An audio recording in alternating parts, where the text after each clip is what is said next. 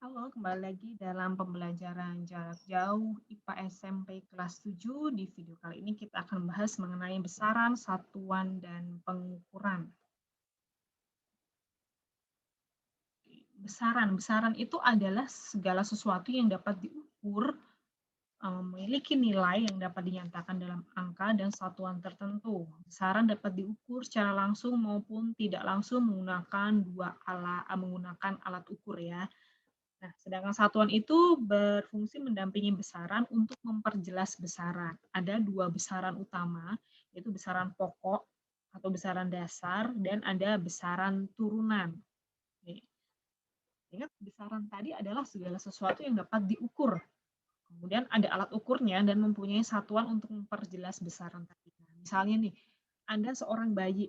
Nah, kita bisa melihat hasil pengamatan kita nih, bayi ini sepertinya sedang senang, kemudian bayinya cantik, bayinya lucu, bayinya itu menggemaskan, bayinya dalam keadaan sehat. Nah, kemudian dari hasil pengamatan kita bisa menentukan mana yang besaran, mana yang bukan besaran.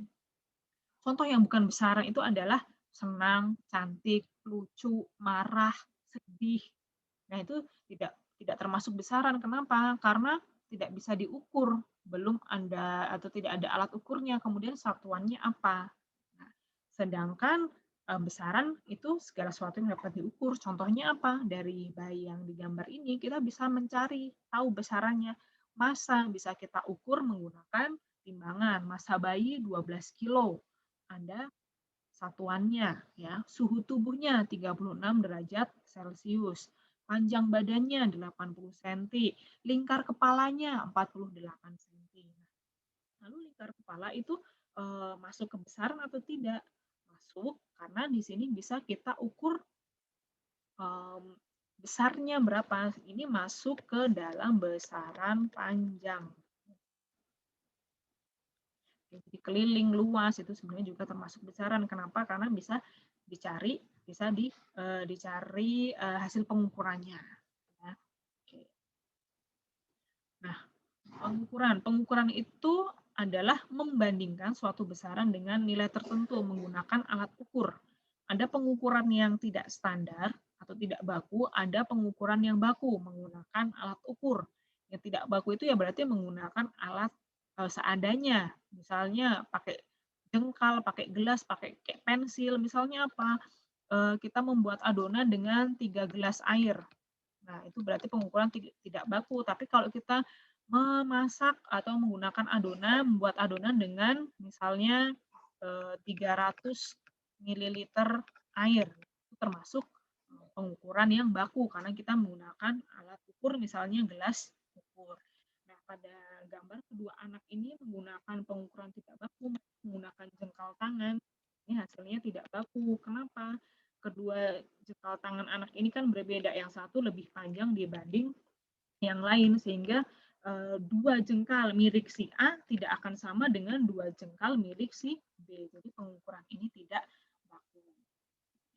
Sedangkan pengukurannya menggunakan alat ukur dan ini hasilnya adalah termasuk dalam pengukuran yang standar atau pengukuran yang baku. Nah, tadi besaran ada dua macam, salah satunya adalah besaran pokok. Besaran pokok itu adalah besaran yang satuannya sudah disepakati terlebih dahulu. Ada 7 besaran pokok di dunia, jadi ini pokok sudah disepakati, tidak bisa ditawar lagi. Ada 7 macam, ada waktu, panjang, massa, suhu, kuat arus listrik, intensitas cahaya, dan jumlah zat. Sedangkan untuk di SMP, nanti yang kita pelajari cara pengukurannya adalah waktu, panjang, massa, suhu, dan kuat arus listrik. Besaran pokok ini perlu sekali kalian ingat, termasuk satuannya, karena nanti ini sering muncul dalam soal-soal, terutama soal ujian sekolah. Ini adalah beberapa contoh alat ukur besaran pokok. Ada jangka sorong, ada mikrometer sekrup, ada termometer, ada neraca 3 lengan, ada stopwatch analog, ada penggaris atau mister, ada neraca 2 lengan. Nah, nanti ada video pembahasan tersendiri untuk membaca hasil pengukuran dari beberapa alat ini. Jadi supaya nanti lebih mudah untuk dipelajari, saya akan buat video pembahasan yang terpisah. Berikutnya adalah besaran turunan. Besaran turunan itu besaran yang satuannya diturunkan dari beberapa besaran pokok. Ya. Cara memperolehnya, cara menurunkannya bagaimana? Yaitu dengan hasil perkalian atau pembagian besaran-besaran pokok. Ya. Besaran turunan ini dapat diukur secara langsung, misalnya volume zat cair ataupun berat. Contoh besaran turunan ini ya. Ada luas, volume, massa jenis, kemudian ada kecepatan, ada percepatan, dan yang lain sebagainya. Kalian nanti bisa cari sendiri, ada banyak sekali besaran turunan. Nah, misalnya ini adalah besaran volume. Jadi besaran volume ini masuk ke besaran turunan. Kenapa? Karena dia diturunkan dari besaran pokok. Besaran pokok apa? Panjang. Yaitu dengan cara mengkalikannya M, satuannya meter, dikalikan meter, sehingga satuannya adalah meter kubik. Nah, ini ada satuan lain juga yang menyatakan besaran satuan untuk besaran volume, misalnya menggunakan mililiter. Jadi, contohnya itu adalah volume. Volume bisa kita ukur langsung untuk zat cair menggunakan gelas ukur. Nanti ada video pembahasan sendiri untuk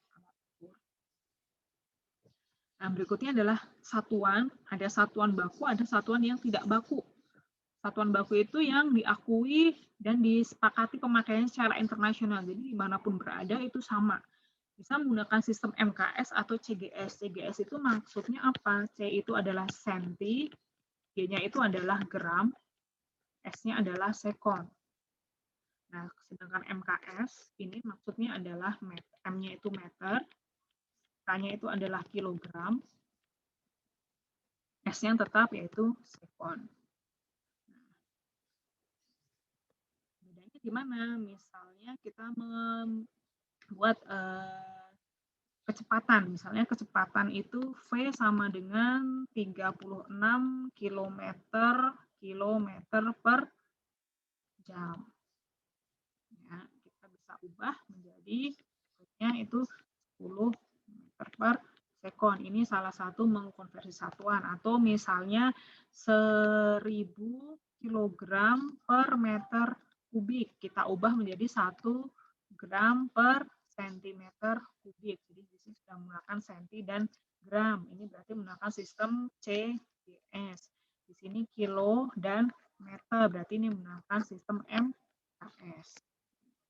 Sedangkan satuan yang tidak baku hanya dipakai di wilayah tertentu, misalnya hasta, jengkal, depak, kaki. Ya, itu satuan yang tidak baku hanya di wilayah tertentu. Berikutnya adalah notasi ilmiah. Untuk apa sih notasi ilmiah itu? Nah, bisa kita lihat jika nilai suatu besaran itu terlalu besar atau terlalu kecil, misalnya jarak bintang A ke bintang B 250.000 km. Berat suatu molekul adalah 0,0009 gram. Nah, itu kita menggunakan notasi ilmiah dengan notasinya N kali 10 pangkat N, di mana N besar itu adalah bilangan bulat 1 sampai dengan 9,99. Nah, maka menyatakan 250 juta kilometer itu berarti 25 kali 10 pangkat 7 kilometer. Atau 2,5 kali 10 pangkat 8 kilometer. Nah, nanti ada video pembahasan tersendiri untuk notasi ilmiah. Jadi kalian nanti bisa pelajari di video pembelajaran yang terpisah. Termasuk bagaimana cara mengubah misalnya 0,0009 gram menjadi 9 kali 10 pangkat min 4 gram. Jadi kalau nilai besaran itu terlalu besar atau terlalu kecil, apalagi terlalu banyak nilai nolnya seperti ini, akan menyulitkan dalam penulisan atau pelaporan suatu data pengamatan. Misalnya sampai ketinggalan satu nolnya, tentunya akan berubah sekali ya hasilnya atau sangat berbeda. Nah, maka kita membutuhkan suatu cara supaya nilai besaran itu mudah untuk dituliskan. Berikutnya pengukuran. Nah, nanti kita akan melakukan pengukuran panjang, pengukuran massa, dan pengukuran waktu. Ya. Kita akan melakukan berbagai pengukuran. Ada beberapa yang dilakukan di bab selanjutnya. Itu misalnya pengukuran massa jenis dan pengukuran suhu. Itu kita lakukan di bab berikutnya. Sedangkan di bab ini kita akan belajar dari nomor 1 sampai 4. Yaitu pengukuran panjang, massa, dan waktu. Tujuannya apa sih kita melakukan pengukuran? Pengukuran itu adalah bagian dari pengamatan. Jadi ketika kita melakukan penelitian, melakukan metode ilmiah, tentu kita menggunakan alat ukur. Nah, di dalam pelajaran IPA, pengukuran ini menggunakan alat ukur apa saja yang sering membantu atau sering digunakan dalam pengamatan. Nah, ini nanti akan kita pelajari. Untuk alat ukur masing-masing ada di video pembahasan yang terpisah. Nanti kalian tinggal menuju saja ke video tersebut. Jadi kalian pelajari sesuai dengan kebutuhan kalian, mana yang perlu kalian pelajari lebih. Atau bisa kalian ulang-ulang lagi video penjelasannya. Nah, faktor pengali ini juga sering kita perlukan. Kenapa? Jadi dalam pengamatan itu supaya lebih mudah untuk menuliskan. Jadi faktor pengali atau prefix itu adalah awalan yang digunakan untuk memperkecil atau memperbesar nilai satuan. Jadi SI, itu apa sih? SI ini adalah sistem internasional. Jadi internasional atau satuan baku ya, satuan baku yang dipakai yang berlaku di internasional. Nah, ini adalah beberapa contoh faktor pengali dari 10 pangkat 18 sampai 10 pangkat min 18. Jadi mungkin kamu sering mendengar istilah giga, tera, itu berapa sih? Ternyata dia merupakan faktor pengali dengan nilai yang sangat besar. Giga itu 10 pangkat 9. Misalnya mega itu ternyata 10 pangkat 6. Jadi misalnya listrik kapasitas 1 megawatt. Artinya apa sih? Jadi misalnya listrik dengan kapasitas listrik 1 megawatt. Megawatt berarti sebenarnya itu adalah 1 juta watt. Nah, menuliskan 1 juta watt tentu saja akan lebih mudah menuliskan nilai 1 MW daripada 1 juta watt. Atau misalnya di dalam pengamatan. Sekarang yang sedang marak menjadi pembahasan adalah coronavirus. Ukurannya adalah 0,1 mikrometer. Mikro kita lihat di sini lambangnya mu, mikro. Berarti ini artinya adalah 0,1 dikalikan 10 pangkat min 6 meter. Atau sama dengan 1 kali 10 pangkat min 7 meter. Ya, atau 1 dibagi dengan 10 juta meter. Ini adalah ukuran dari virus corona, tentu saja sangat kecil. Untuk mempermudah pengukurannya bagaimana? 1 kali 10 pangkat min 7 kadang banyak masih menimbulkan kesulitan menggunakan notasi ilmiah seperti ini, maka kita gunakan prefix atau faktor pengali yang lebih mudah, sehingga diperoleh hasilnya adalah itu tadi 0,1 mikrometer. Oke, berikutnya konversi satuan. Konversi satuan itu berfungsi untuk mengubah satuan dari satu bentuk satuan ke bentuk yang lain sesuai dengan kebutuhan. Misalnya dari sentimeter diubah, ini bukan sentimeter nih ya, 5 sentimeter ini maksudnya mungkin diubah ke meter ya. Misalnya diubah ke meter, atau misalnya 1 inci diubah ke dalam senti, atau kilometer per jam diubah ke dalam meter per sekon, atau meter kubik diubah ke dalam sentimeter kubik. Nah, nanti juga akan ada video pembahasan terpisah untuk konversi satuan. Nah, sekian video pembahasan mengenai pengukuran. Silakan nanti kalian menuju ke link yang saya tautkan untuk video pembelajaran mengenai alat ukur. Semoga dapat membantu kalian dalam belajar selama masa PJJ ini.